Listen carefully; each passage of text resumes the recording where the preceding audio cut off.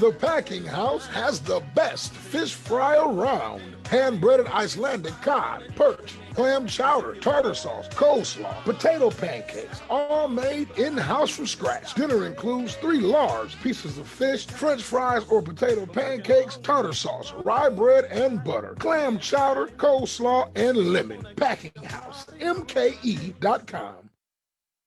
Join Milwaukee Film virtually for the Minority Health Film Festival, presented by the Froedtert and the Medical College of Wisconsin Health Network, taking place September 10th through 24th. Watch 50 films plus conversations about the health and well-being of families, communities, and institutions.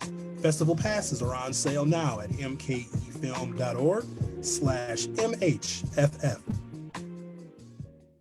The Forum, exclusively on Facebook Live, Monday through Friday from 9 a.m. until 10 a.m. Central Standard Time, covering topics from local, national, and everything in between. It may not be what you expect to hear, but we will definitely give you what you need to know. That's The Forum, exclusively on Facebook Live. Call in 414-395-0484. There's liberal news, there's conservative news, and then there's the truth. Join us for the truth. Good morning. Welcome to the program. Today's Friday, September 4th, 2020. I wanted to do something else, but why don't we do this? Let's have a normal background. A couple of things I'd like to talk about this morning, and of course, you're welcome to join in our productive and fruitful discussion. So first, about the shirt. I don't want to recall Tom Barrett, but I'll wear a shirt that says recall Tom Barrett. I mean, Tom is, he's okay. He's my guy. He's a decent fella. Tends to be he tends to reject controversy but always finds himself in it. And so a number of years ago, I don't even remember what the recall was about. They woke up mad at Tom one day and they said, we're going to recall him. And then the guy that they had filed the papers, because you have to have a petition, it's official paperwork you have to file. Wait a minute, you guys can't hear me? Oh, you couldn't hear me a second ago. I tried to play some, because I'm doing something different with my theme music because I've been stealing from Jay-Z. And apparently Jay-Z's publishing company, which is Jay-Z, doesn't like theft of Jay-Z's music, especially when you put it on YouTube. On Facebook, it's not really all that big of a deal. Facebook has given me a pass on stealing music, but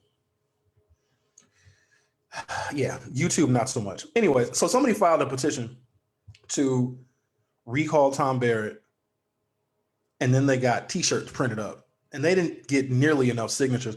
But I'll say this, a lot of people there's been an attempt. Thank you, Darlene. You can hear me now, good. Lisa Miller, good morning to you. So they filled out this paperwork, and then they got a bunch of t-shirts printed up.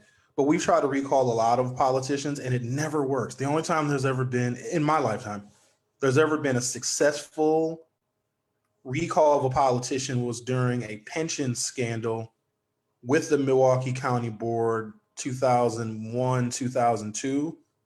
And it was on that political uprising that Scott Walker was elected, because he came out of the Wisconsin State Assembly as this quote unquote reformer.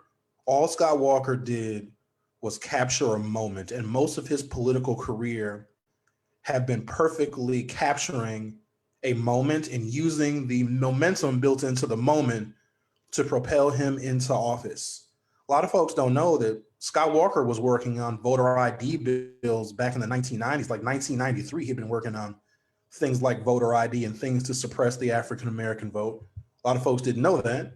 In fact, the only time Scott Walker lost, other than when he lost to Tony Evers and then when he got his butt kicked in the Republican primary in 2016, the only person that beat Scott Walker was Gwen Moore. So the assembly seat that Scott Walker used to hold, he ran against Gwen Moore because she was in that Wisconsin State Assembly seat, and she beat him. And Gwen Moore, Congresswoman Gwen Moore, has never let anybody forget that she was the only person, a Black woman, to ever defeat Scott Walker until his recent rounds of defeat.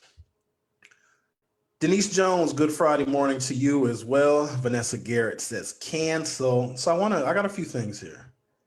First and foremost, the Biden visit to Kenosha yesterday was an overwhelming success from what I saw and the reviews and the feedback that I have also been exposed to.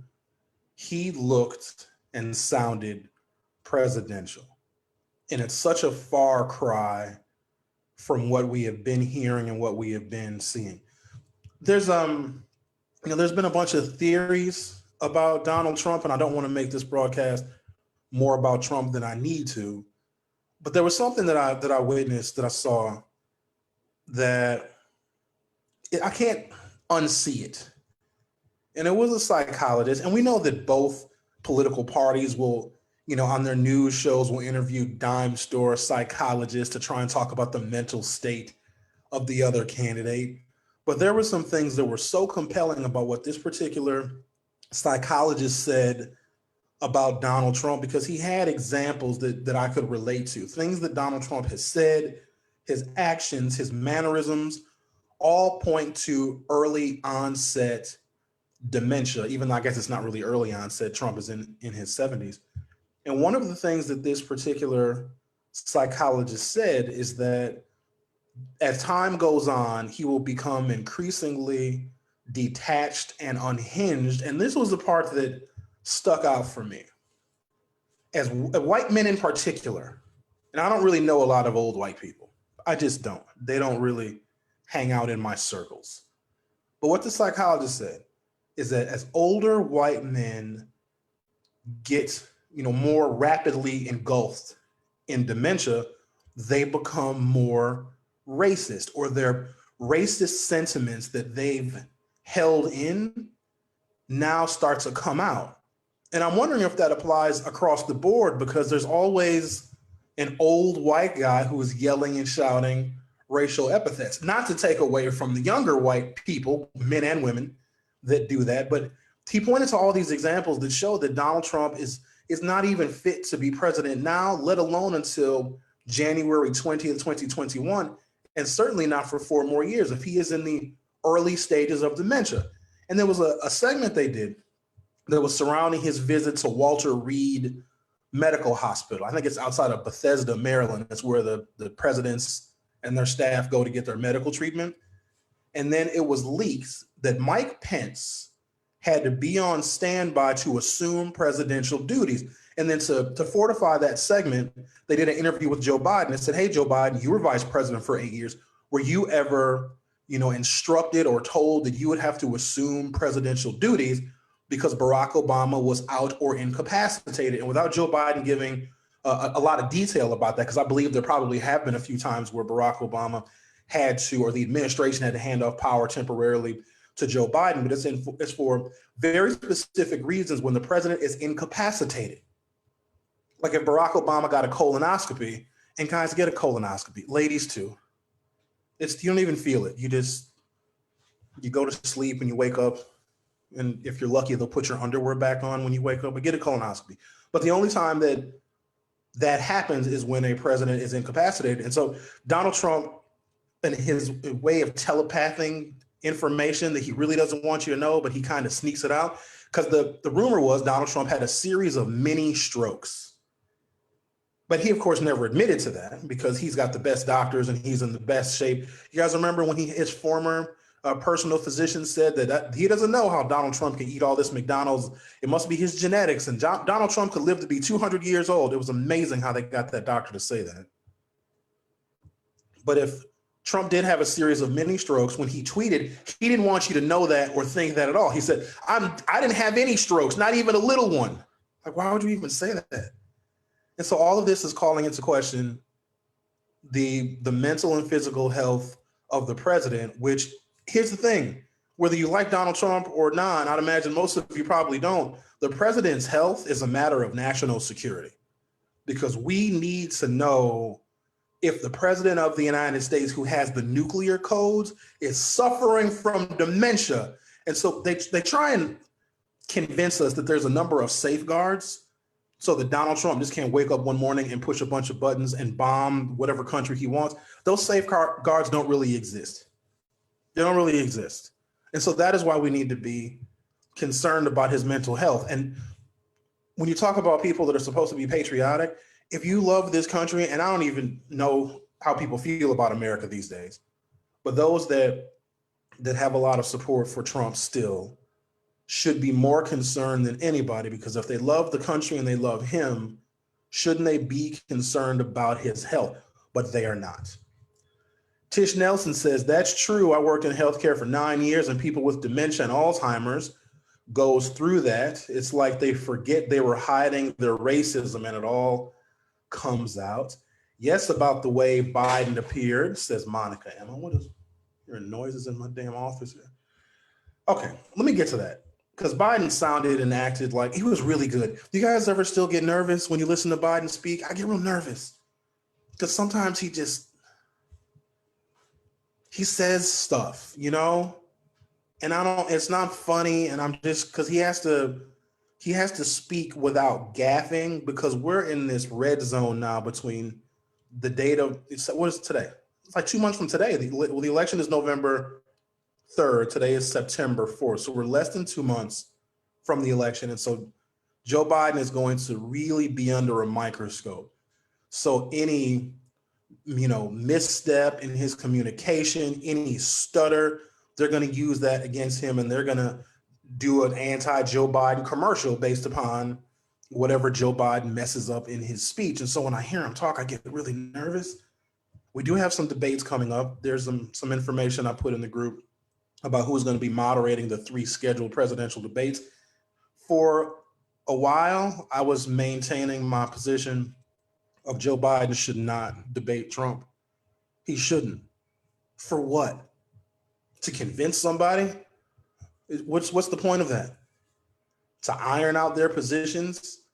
It's pretty clear. Where in other contests, you may not know where one candidate is versus another on Medicare, Medicaid, Social Security, on middle-class tax cuts. We know all of that. If you just look at what Donald Trump is, what he says, and what he represents, Joe Biden is just the opposite.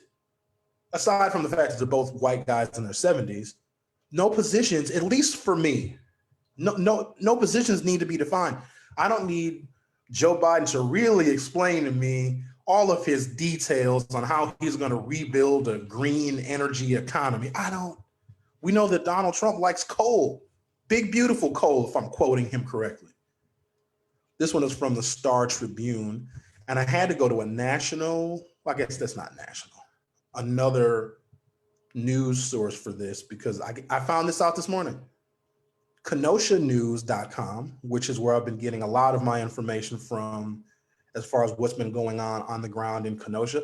Well, turns out you only get a certain number of free articles from the Kenosha News, and they warn you. They're like, hey, little pop-up comes up on the screen. Do you want to sign up? Put in your email address and sign up. Close that out. Then I clicked on another article. Hi, Kenosha News again. You know, if it wasn't for people like you, we couldn't continue to provide this level of journalism. Want to sign up? Close. Third article I clicked on, $5 a day, $5. You can't read this. You will not be able to read. They were nice to me at first, but then it's a very Wisconsin thing to do. Be nice and then drop the hammer. So here we are at the Star Tribune. Joe Biden told residents of Kenosha, Wisconsin, that recent turmoil following the police shooting of Jacob Blake could help Americans confront centuries of systemic racism, drawing in sharp contrast with President Donald Trump amid a reckoning that has galvanized the nation. We're finally now getting to the point where we're going to be addressing the original sin of this country, 400 years old, slavery and all the vestiges of it, Biden said at Grace Lutheran Church, where he met with community leaders after a private session with the Blake family. The visit marked the former vice president's first trip to the battleground state of Wisconsin as the Democratic presidential nominee and was a vivid illustration of the contrast he offers to Trump.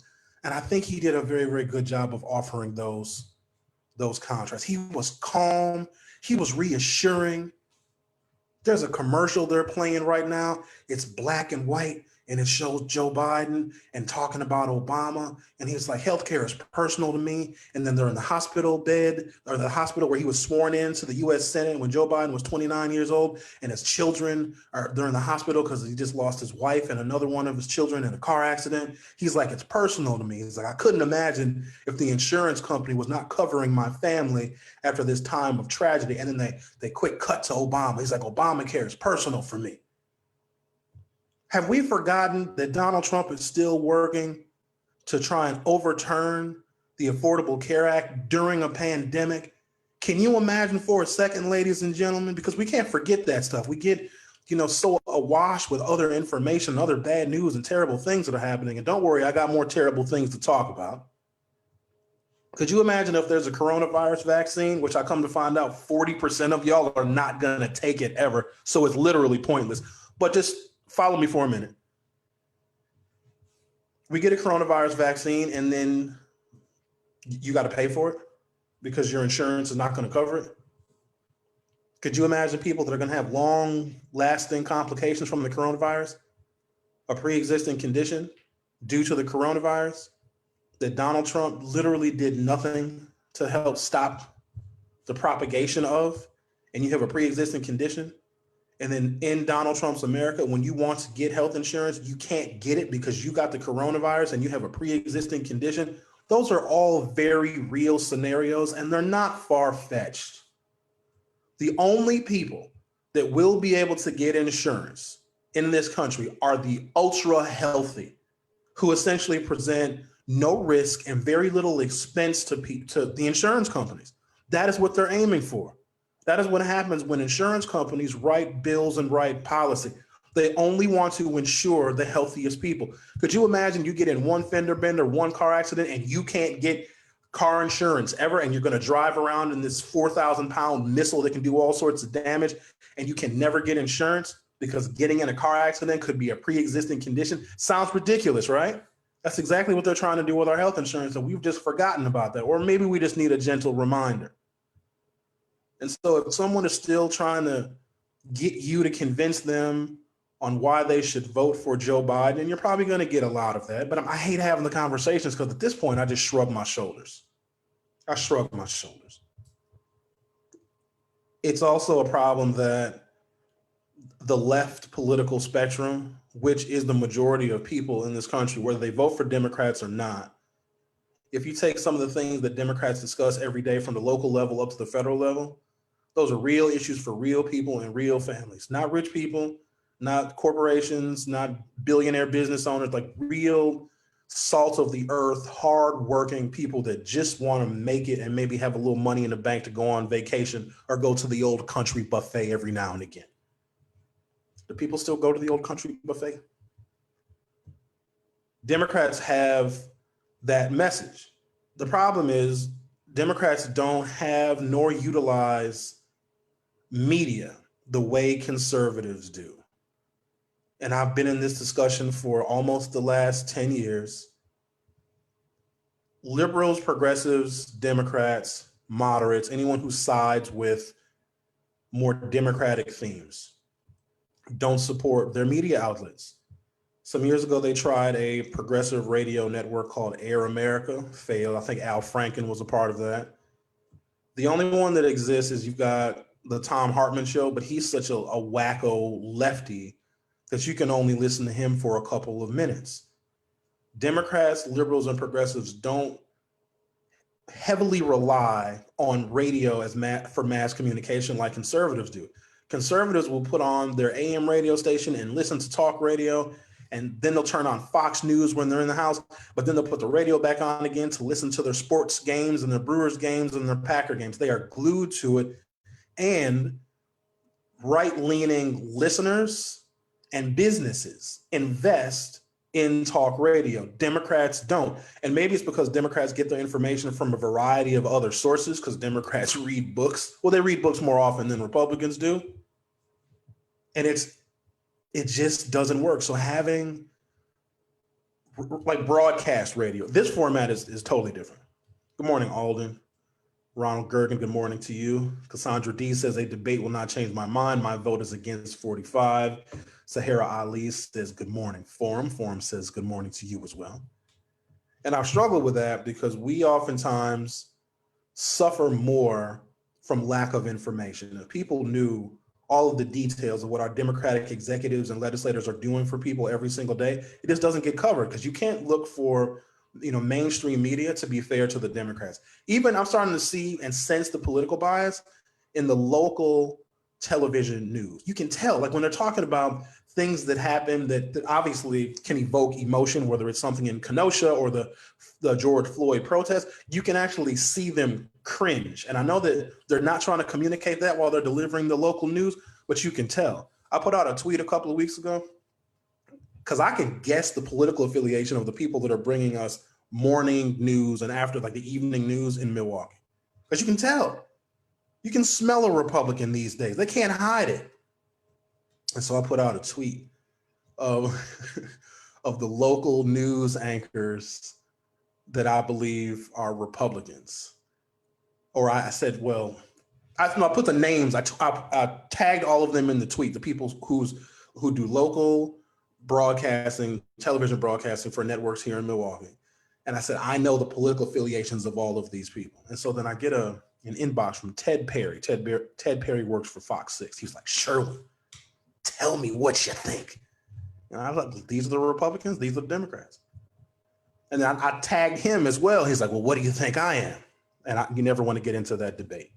But even when we have, our local news delivered to us, and they try to be as unbiased as they can be, but it's obvious now. And there's a particular newscast, and this is what irks me, because we need our own media that people will invest in. And when I was on broadcast radio, a different radio station, I was at 3 different radio stations, and people would love, what we do, and they say they tune in all the time, but they won't support, they won't sponsor. They won't even support the businesses that they hear advertise. And that's a way in which you keep radio going. And what you're seeing is just eroding over time. It's eroding over time, just like print journalism, which makes sense, because if you can't keep up with the times, then the market will eat you up. But even if we're getting our basic local news from these people, these personalities in the city of Milwaukee, it's still coming through their partisan prism, their partisan lens in which they look through, and just how they talk about Jacob Blake. And I'm not going to mention this newscaster in particular, but he's with, let me say, the NBC affiliate here in the city of Milwaukee, and the way he delivers the information. But then when Trump is coming to town, he's a bit more excited and a bit more animated, and I can see through that, and it's just terribly frustrating, because what that does is subconsciously communicates their bias onto people that are paying attention to what is going on. Because sometimes when I go to sleep at night, I can't even imagine some of the stuff that has happened while I was sleeping.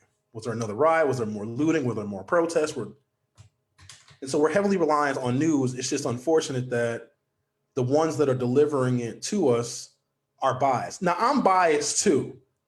I'm on the side of, crushing the Confederacy. I'm on the side of Nazis and fascists have no place on the planet. So if you want to call me biased, then so be it. Udell Harris, good morning. Darlene Jones Nelson says Twitter handle, it's Sherwin again. It's very easy to find. D. Robinson, the verbiage in their stories is atrocious. Udell Harris says, good morning, my brother. Kenosha News is horrible. You know, Darlene, I don't think that the Kenosha News ever meant to be a national publication because everybody around the world was now wanting to know what was happening in Kenosha. And, you know, they probably don't have the resources to hire, you know, particular types of writers. It's very, very difficult to find journalists that will write for, you know, a well-known and established media publication, because what people can do is just do journalism on their own. There were a number of citizen journalists that are on the ground in every single city covering the protests in real time. That's news. When somebody just turns on their cell phone camera and lets it roll, and you can just see the moment and be in the moment. And some of those citizen journalists are so good, and they're right there when you see the military vehicles and when you see the lines of sheriff's deputies and police officers and the SWAT. And when the tear gas canisters burst, you can hear it. You can almost smell the tear gas. That's where journalism is and where it should be. But trying to get those people to write for a publication to tell their stories with the written word is really difficult because, first of all, it doesn't pay very much. I once wrote for, and writing sucks. I hate it because I'd rather talk. Because writing is way more permanent. Like if I say something on a microphone and I screw up, I can just be like, oh, sorry guys, and just move on. When you write something, you got everything has to be right. No grammatical errors, none of that stuff. Everything has to be perfect. So I wrote for onmilwaukee.com for a time. I have since divorced myself from that publication for reasons I'm not going to get into because it broke my heart. But it's hard to find good journalists. Or Von Harris, good morning to you. Tammy Reed, haven't watched the news since the Jacob Blake incident. I just can't. And I watched daily, several times a day. Before this year, it's been disturbing for sure. You know, you need to take a break, but you can't tune it out. And people have said that to me because I'm not obsessed with it like I used to be. During the George Floyd protests, CNN would be on one TV, MSNBC would be on another, and I might have local news on somewhere else because I had to know what was happening, like in LA and in Chicago and Baton Rouge and Charleston. I wanted to know what was happening simultaneously because it looked for a moment like there was an American Revolution between May 26th and the 4th of July. Which distracted people a little bit. I mean, the marches and the protests still persisted, but it seemed like we were plunging into an American Revolution, and there weren't any leaders stepping forward to conduct that symphony of war. And that's what I'm most afraid of because the president, nobody in his administration, even Democratic leaders, if we were listening to them at the time, they were not trying to urge a sense of calm or even narrate what was happening. It was just a bunch of stuff happening all over the country at once, just randomly. Just a bunch of avant-garde jazz just happening left and right. It had no symmetry to it. There was no order. It was just protest. Is it Black Lives Matter? Is it Antifa? It was just all of this stuff with no definition to it. And that's when I knew for an absolute fact that when it comes down to it, when the stuff hits the fan, there's no leadership in this country. There was no one who was directing, nor guiding, nor explaining, nor narrating any of it. It was just happening. And for that reason, I need to be glued to it so I could try and interpret it for myself. Darlene Jones Nelson says, loves those guys, KJTV. Corey, Elijah, Mercado Media, they're great. They're good. They did a lot of justice to what was happening in the war zone of Kenosha. And I got a couple of stories here. The violence that's instigated by police needs to be witnessed. And we saw it unfold. If you were watching some of the on-the-ground coverage of maybe day 2 or day 3 of the Jacob Blake protests, where they try to put in a curfew. Stupid, because people are going to rebel against a curfew, because you can't give people a curfew. Can't tell somebody that there are hours of operation for their constitutional right. You can't, that's stupid. You're actually encouraging more people to come out, because they might have been just protesting the situation, the excessive force, the shots fired by the cop. They might just be protesting policing, but then you put in a curfew. Now they're going to protest the curfew. And so there were people who were out after curfew in that park that was just adjacent to the Kenosha County Courthouse. And by day 3 or by day 4, they had barricades to protect the courthouse, because on that first night, they tried to set the courthouse on fire. I saw it unfold. A guy just broke the window, and there's a flame you could see burning in one of the offices of the Kenosha Courthouse. But it was those citizen journalists of Mercado Media that captured all of that. News cameras weren't anywhere near that. And so the next night, or a couple nights after, they had these barricades in front of the courthouse, and the police were behind the barricades. And then there were people in this park. So they're facing the police, but the people are on one side of the barricade, the cops are on the other, and they're wearing their riot gear, got their shields, whatever. And then there's a guy on the loudspeaker saying, "Hey, guy," and he was very nice. "Hey, you need to go home." And he was just very pleasant, just telling everybody, "Your cooperation is it's appreciated." He would say, "Thank you." He would say all these really nice things. But then all of a sudden, so it's probably a good hour after the curfew began, the line of police in their riot gear came out from the barricade protecting the courthouse, and they pushed the crowd. They pushed them. Now, if the police had stayed where they were, the crowd was going to stay where it was, because it could not breach that barricade. And you had those Bearcats, those big military troop carriers flanking either side of those barricades. And the crowd clearly had no interest in getting past those barricades. They went up to it, and then when people of the crowd would go up to the barricade, and remember, the police are protected behind it, then they'd shoot a canister of tear gas, and so whoever came up to the barricade, they backed right back up. But when the police came out from behind the barricades and said, "We're going to clear this park," and they pushed people out of the park, and they did clear the park, but you know where they cleared the people to? Into the community, into the business districts, and into the neighborhoods. Had they just kept those people, those protesters, in the park, they would not have been pushed. And it angered them. And when you're watching these videos, and I think I've become an expert at watching these protest videos, you can hear the level of anxiety of the crowd. You can tell when it's about to jump off. You can just sense it. Voices get a little more elevated. There's a little more yelling, a little more screaming. The crowd appears to physically be much more agitated. It's really an interesting thing to behold. Back to Joe Biden in Kenosha. That's what this is about. Quote, "We're finally getting to the point where we're going to be addressing the original sin of this country, 400 years old, slavery and all the vestiges of it." The visit marked the former vice president's first trip to the battleground state of Wisconsin as the Democratic presidential nominee, and was a vivid illustration of the contrast he offers to Trump. While Biden spent more than an hour with the Blake family, Trump didn't mention Blake during his own trip to Kenosha on Tuesday, where Biden traced problems in the criminal justice system back to slavery. Trump refused to acknowledge systemic racism and offered his unvarnished support to law enforcement, blaming the recent violence on domestic terror. If you need more reasons, especially some Black men who are still engaging in this fantasy with Donald Trump, they like the strong man aspect of Donald Trump, because African American men in this society are so marginalized that when we do exhibit strength of any kind, we're a threat.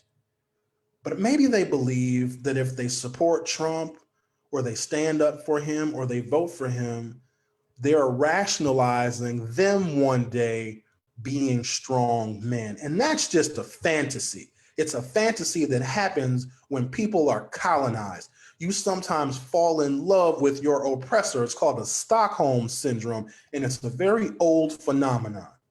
You fall in love with the one who has kidnapped you. But if you want to have a conversation with those folk, which I really don't recommend, Donald Trump's support for law enforcement and how law enforcement murders and uses excessive force on those very same black men that still emulate and love Donald Trump, that's going to be the ultimate fate for us in supporting Donald Trump. I said it before, I'll say it again, there'll be a noose in every tree. But if you can get some African-American men to peel away from the Democratic Party and ask the stupid question of, what are the Democrats going to do for me? They haven't done anything. Our community still looks the same. That's the mindset that we need to change. And I don't know if media can help us do that. It's not about a political party doing anything for you. It's removing barriers so you can do things for yourself.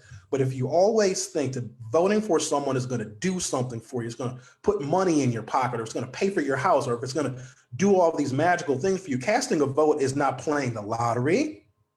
Who told y'all that? It's clearing barriers so you can be the best person you can be, so you can see an opportunity and you can seize it, or you can create an opportunity and you can be it. That's what it's supposed to do. That's it. So when somebody uses that logic, well, they're not going to do anything for me. They shouldn't. They shouldn't. It is so that people can so the barriers to your progress and your success are removed because they have been installed maliciously. Removing those barriers so you can be who you ultimately want to be and do what you ultimately want to do. The government is not going to come in and do your job for you. We still have to put a lot of effort and a lot of labor, and you still have to work hard. I don't care who you are, where you're from, unless you were born with a whole bunch of money and your parents gave you a whole bunch of money. Hard work is what should bind us all together. But when your hard work doesn't bear fruit, when wages are too low, or you can't afford insurance, or you can't afford to pay your mortgage, you can't afford to get a decent apartment where the schools are good, if our schools are underfunded, that's where government is supposed to step in. But it's not just supposed to automatically make your life better because you voted for one political party over another. We got to get back to that. Tammy Reed says, Tim Scott, shaking my head. And not even just Tim Scott. You got somebody who's running right here in the city of Milwaukee, in the 11th Assembly District, a guy named Orlando Owens. Darlene Jones Nelson posted a link for everybody, vote.org. So the 11th Assembly District, which still is, Jason Fields is the representative. Jason is not running again. There was a primary election on August 11th, which some of you voted in, most of you didn't. And Dora Drake won a pretty crowded Democratic primary. Well, Dora Drake would typically just be the representative elect because there usually are not Republicans that run in heavy Democratic assembly districts. But there is a guy named Orlando Owens who is, I just can't figure Orlando out, and maybe I should stop trying because I've known the guy for 20 years. He used to be a Democrat, but never got the attention from the Democrats that he wanted, right? I think he had ambitions to run for office. And if your ideas suck, I mean, just be a voter. I mean, no offense to people with crappy ideas, but everybody can't run for office. Everybody thinks they can, everybody can't. And if you're not a visionary, if you're not an out-of-the-box thinker, if you don't see the world slightly different than it is, then you're just going to go to Madison or go to City Hall or go to the county courthouse and just push a bunch of buttons and not really do anything. And so many, many years ago, there was a group of us that at the time had really high-ranking political positions considering our age, and we would meet in secret because one day we knew that we were going to be running for office. And so what we wanted to do, a very Generation X type of thing, we prepared ourselves. We had meetings, we were forming groups and organizations, we were raising money for candidates, we were getting involved on our own terms. We even did this thing called the hot seat where we simulated candidate debates, and Orlando just sucked. He just wasn't good at it. And so time went on. People in our original group, I wouldn't name names, but who was there? I'm not gonna name names. Time went on, people got more involved in government. Some people ran for office. Some people worked for elected officials at every level, myself included. And then we come to find out Orlando, whose ideas sucked as a Democrat, he challenged Ashanti Hamilton a couple of times for Ashanti Hamilton's common council seat. And then Ashanti kicked his ass. You guys remember that? Because what Orlando would do is he would show up to a meeting that an alder person was holding, like a town hall, and just be a bully antagonist. And what Orlando was trying to do, again, to get attention, is he would antagonize Ashanti Hamilton at every single event. Like, he was stalking him. Ashanti probably should have gotten a restraining order against Orlando Owens. And one day, Ashanti just got sick of his shit and he just popped him in his face. Ashanti did. And what did Orlando do? Call the police. No, he beat me up. He should have did more than that, actually. Should have really kicked his ass. So then Orlando was finally getting the attention, but clearly the wrong kind of attention, because you're not going to get elected by starting and picking a fight and getting your ass kicked by an incumbent. So then Orlando decides he wants to work for Republicans. And here's the thing. If you are Black and you baptize yourself in that fire, if you drink that Kool-Aid, if you become a part of the cult, the Jim Jonestown cult, and you go through the initiation and the ceremony, and I don't know what it is, it probably involves a goat and goat's blood, and there's candles and people wearing those cloaks when you indoctrinate yourself into what modern republicanism is. Orlando took the blood oath, and then you get all the attention in the world, because what Republicans like to do is they want to find an African American that they can showcase, someone that's reasonably respected, someone who's certainly articulate, and to show other Black people, like, you can get off the plantation too. You can be just like this African American. And what you do, it's almost like it's for promotion purposes, right? They use African Americans for promotional purposes only, and they give these Black folks really high-ranking positions. Not all the time, but when the clouds are aligned in a particular way, the stars align in a particular way, they'll take this Black person and they'll showcase them and give them high-level positions and almost use that and flaunt that amongst other African Americans. And the Republicans will say, see, if you join us, you can have high-level positions like this. So Orlando Owens worked for Senator Ron Johnson in the Senate office, and then he worked for, I think he still does, the Joseph Project, which is basically a slave trading type of nonprofit organization that is also funded and supported by U.S. Senator Ron Johnson. And then Orlando Owens decided that he wanted to run for office again, because with the community work that he did, working with the Joseph Project, he thinks that that work would overshadow the fact that he is a Donald Trump supporter. And I did a podcast interview with this guy, and I put it on my YouTube, and it's probably somewhere floating around in the group, and I had to edit the audio. This guy was going on about his love for Donald Trump for at least 30, if not 45 minutes. And now he wants to run in the 11th Assembly District because he thinks that his community work overshadows the fact that he has worked for Ron Johnson in two different capacities. Remember, this is the same Ron Johnson that made it a point to make sure that Barack Obama did not get another selection on the U.S. Supreme Court. That same Ron Johnson. Ron Johnson, the U.S. Senator Ron Johnson, that has a documented history with Russia. In fact, the 4th of July of 2017, 18, Ron Johnson was in Russia for America's birthday.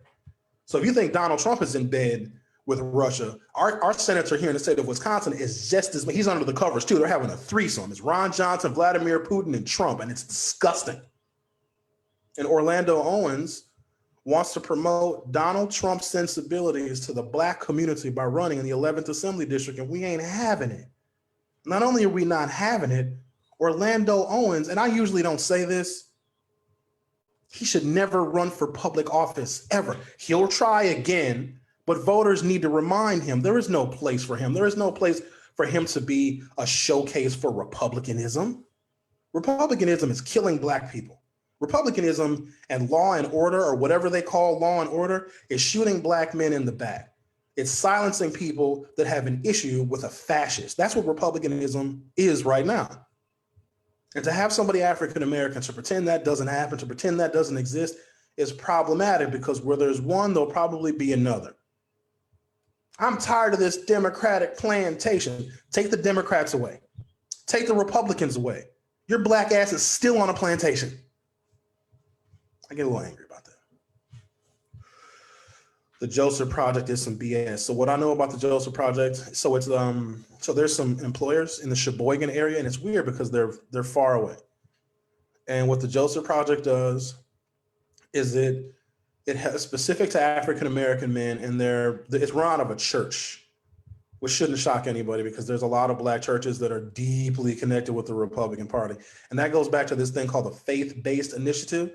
When George W. Bush was president, this is back in 2002. In fact, I was he came to, what's the one on Mother Daniels Way? Cedric Daniels Church, Holy Redeemer.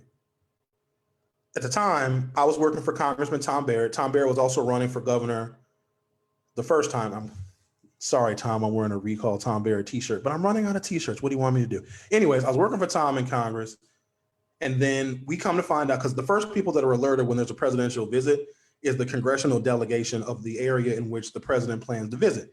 And at the time, Holy Redeemer Church was in, I think that was the 5th congressional district back then. Now it's the 4th. And we were alerted that George Bush was coming to Milwaukee for a visit. He's coming to Holy Redeemer. Tom was in the northern part of the state campaigning for governor. And Tom was like, hell, I'm not coming back to greet George Bush. Screw him. Sure, when you go. So I went to Holy Redeemer, sat in the front row. The president spoke he had a little podium there. And he was there to announce the creation of the faith-based initiative, talk about separation of church and state. What the faith-based initiative was back in 2002, and I don't know where it is now. I don't know if they ever declared it unconstitutional, but George W. Bush, and wanting to solidify more support from the black church, because black parishioners are voters. And if you don't know this, you're going to know now, the black church in the city of Milwaukee is politicized. Some pastors are with us. Some pastors are with Trump. If you need a list, I can provide it, but I don't want to do it on my live. And so what George Bush wanted to do to get more support from African Americans to the Republican Party, he was announcing this thing called the faith-based initiative, or at least that's what we were told, those that attended this visit to Holy Redeemer, right? Where the federal government was going to give money directly to churches that do community work. So if you have a meal program, if you have a computer lab where kids can go and get homework help, if churches basically doing their ministry, George W. Bush, with an executive order, wanted to directly fund churches for doing their ministries. And ministry is basically just the community work that churches are supposed to do to serve God and also to serve God's children in the vicinity of that church. So direct payments to churches. And George Bush was like, well, hell, we give this money to nonprofits. Nonprofits can write for federal grants. Let me just give direct cash payments to churches. And there were actual cash payments that were made to Holy Redeemer and other churches. So there is a church component to the Joseph Project, which shouldn't shock anybody because there's this history of the black church being in bed with the Republican Party financially. So what the Joseph Project does, as I understand it, is there's a need for labor in factories, and Sheboygan is one of the places in which they ship labor from Milwaukee, right? And so there's factory jobs in Sheboygan. And then these men, a lot of them who are involved in the Joseph Project have got criminal backgrounds. And this is a way in which they're reintegrating back into society, because all of a sudden, it's really weird. Republicans have this affection for criminal justice reform. And I think it's because a lot of Republicans are in prison too and going to prison. So now they want to get on the bandwagon of criminal justice reform. But when black people were talking about the criminal justice reform that was needed after the 1994 crime bill, that fell on deaf ears. But when Republicans start going to prison, oh my God, we need criminal justice reform. These laws aren't fair. And so the Joseph Project gets these African-American men that otherwise are having trouble finding work because of their criminal background, and they give them these job opportunities in Sheboygan. But here's the catch. They're bused. They get on a bus every morning. They leave very early in the morning, and they leave from Milwaukee. They're bused to Sheboygan. They work, and then they're bused back home. And they have to pay. They got to pay like $40 a week to get bused to where the jobs are. And they don't even pay all that much. And so you know what the problem is with that? If you are busing somebody, so that means they have no transportation. So if you're getting on a bus in Milwaukee and going to work at whatever factory in Sheboygan for the Joseph Project, you don't have transportation, which means that you can't peruse the town. You can't go into the town. If you do, you're going on foot. So they take their transportation away from them. But also by charging them $40 a week, I don't think it's $40 a day. I think it's $40 a week for the transportation. You're taking wages from them so that they can't move and live in Sheboygan and work and live in the neighborhood of the factory in which they're being bused to. It is you're transporting wage workers, but not allowing them or taking financial resources from them, which I think they maybe make $15 an hour. But I guess the Joseph Project is like this whole wraparound thing. They give these guys, there's Bible study, and it's really, really weird, really weird. But Orlando Owens, who's running in the 11th Assembly District, believes that his work with that crooked project is going to be enough to overshadow the fact that he has been a Trump supporter. Not only that, when I interviewed him when I was at WNOV, dude showed up because he's a clown. That's why I used to interview him, because when you do talk radio the way I did every single day, if you don't do stuff, it gets real boring. I used to get tired of hearing myself talk. Sometimes I get tired of hearing myself talk now. That's why I only do an hour. But he was such a clown. And so he showed up wearing a Tea Party shirt. This was in 2012 when we were working on Barack Obama's reelection. So Orlando Owens came to WNOV wearing a "Don't Tread on Me" T-shirt with the coiled snake. And then he had a Mitt Romney, Paul Ryan button. And he posed for the picture. And I still have the picture. I don't know why people pose for the pictures with them wearing Republican propaganda and think I'm going to delete pictures. Do y'all know that in the digital age, nobody deletes pictures? And so I just want people to be aware of him. And he's not going to win. I mean, the best that district has ever performed for a Republican, the 11th Assembly District, is maybe 14%. You can't win a seat with 14% of the vote. And I don't believe that 14% of the people in the 11th Assembly District are going to vote for a Republican this go round. So that was the highest ever for a Republican in like 25 years. So if the best performance a Republican has ever done in that district has been 14%, then being a Black Republican now and being a Trump supporter is the worst time to try and increase that number of Republican votes. Okay, hi, Eileen. She says, I'm late to the party, but I don't even know what time it is. I just talked about gossip for an hour. What do we got here? Oh, here's one. I posted this story in the group. COVID-19 has killed more police officers this year than all other causes combined. Is there some kind of understanding that the police are like getting shot by vigilantes and by crazy Black people? Is that what people think? I mean, I know that's not the truth. I know that if you're Black and unarmed, you are 3.5 times more likely to be shot and killed by the police. You are more likely to be found guilty. And when you're found guilty of something, like the plea offerings aren't even meted out with equity between Black defendants and white defendants. And so if you're Black, you're more likely, first of all, if you even get to trial, thank God, because you probably can be shot on the scene. And then if you go to trial, juries are more likely to find you guilty and then hand out harsher sentences. But the rumor or the fallacy or whatever it is that, police are getting killed every day. Police are dying from the coronavirus. From the Washington Post. In a speech this week in Pittsburgh, Joe Biden linked the Trump administration's mismanagement of the coronavirus to its handling of protests and riots with a surprising statistic. Quote, more cops have died from COVID this year than have been killed on patrol. The Democratic presidential nominee's claim is true. That's according to data compiled by the Officer Down Memorial page on the National Law Enforcement Officers Memorial Fund, two nonprofits that have tracked law enforcement fatalities for decades. As of September 2nd, on-the-job coronavirus infections were responsible for at least 100 officer deaths, more than gun violence, car accidents, and all other causes combined, according to the Officer Down group. The other group, the National Law Enforcement Officers Memorial Fund, reported a nearly identical number of COVID-related law enforcement deaths. That group, the law enforcement, what's it called? It's got a big long acronym, NLEOMF. I might as well just say it. What is it? National Law Enforcement Officers Memorial Fund.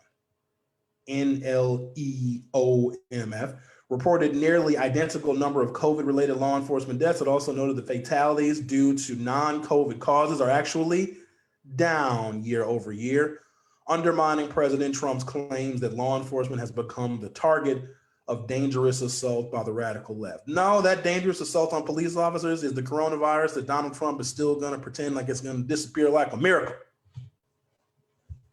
I got another one here. You know those outside agitators? That's a real thing.